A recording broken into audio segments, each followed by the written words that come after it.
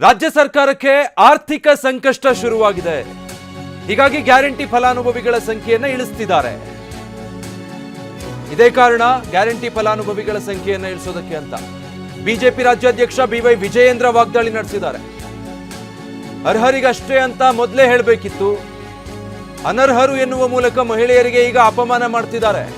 ಗೃಹಲಕ್ಷ್ಮಿ ಅನ್ನೋದು ಚುನಾವಣಾ ಲಕ್ಷ್ಮಿಯಾಗಿದೆ ಅಂತ ಹೇಳಿದ್ದಾರೆ. 3 ವರ್ಷಗಳ ಕಳೆದ ನಂತರದಲ್ಲಿ ಮೊದಲನೇದಾಗಿ ಇವರು ಯಾವುದೇ ಗ್ಯಾರಂಟಿಗಳು ಸರಿಯಾಗಿ ತಲುಪಿಸ್ತಕ್ಕಂಥ ಕೆಲಸ ಕೂಡ ಮಾಡ್ತಾ ಇಲ್ಲ.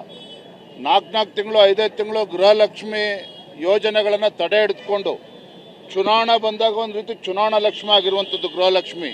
ಇವತ್ತು ವಿದ್ಯಾರ್ಥಿಗಳಿಗೂ ಕೂಡ ಅನ್ಯಾಯ ಮಾಡ್ತಾ ಇದ್ದಾರೆ.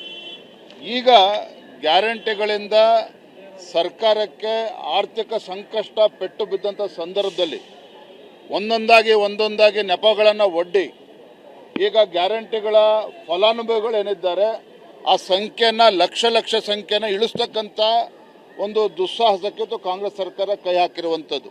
ನೋಡಿ, ಈ ಸಂದರ್ಭ ಹೇಳ್ತೇನೆ, ಯಾರು ಅದಕ್ಕೆ ಅರ್ಹರಿದ್ದಾರೆ ಕೊಡಬೇಕು ಅನ್ನೋದ್ರ ಬಗ್ಗೆ 2 ಮಾತಿಲ್ಲ.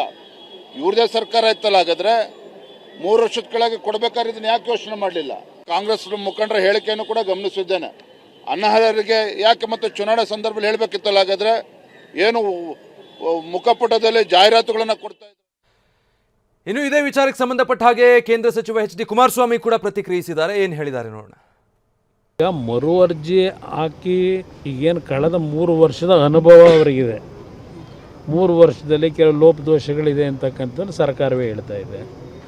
ಅದು ಉದ್ದೇಶಗಳು ಒಳ್ಳೆಯ ಉದ್ದೇಶವೇ, ಆದರೆ ಆ ಒಂದು ಲೋಪಗಳನ್ನು ಸರಿಪಡಿಸ್ತೀವಿ ಅಂತ ಹೇಳಿ ನಿಜವಾದಂಥ ಫಲಾನುಭವಿಗಳನ್ನು ಏನಾದರೂ ಗುರುತಿಸ್ತಕ್ಕಂಥದ್ರಲ್ಲಿ ಏನಾದರೂ ಸರ್ಕಾರ ಆ ಹೊರೆಯನ್ನು ಕಡಿಮೆ ಮಾಡ್ಕೊಳ್ತಕ್ಕಂಥದ್ದಕ್ಕೆ ಅದನ್ನು ದುರುಪಯೋಗ ಪಡಿಸ್ಕೋಬಾರ್ದು ಅಷ್ಟೇ. ಅವ್ರು ಕೊಡ್ತಾ ಇದ್ದಾರೆ, ಕೊಡಲಿ, ಅದೇ ನಾನು ಕೊಡ್ತಕ್ಕಂಥದ್ದಕ್ಕೆ ವಿರೋಧ ಇಲ್ಲ. ಆದರೆ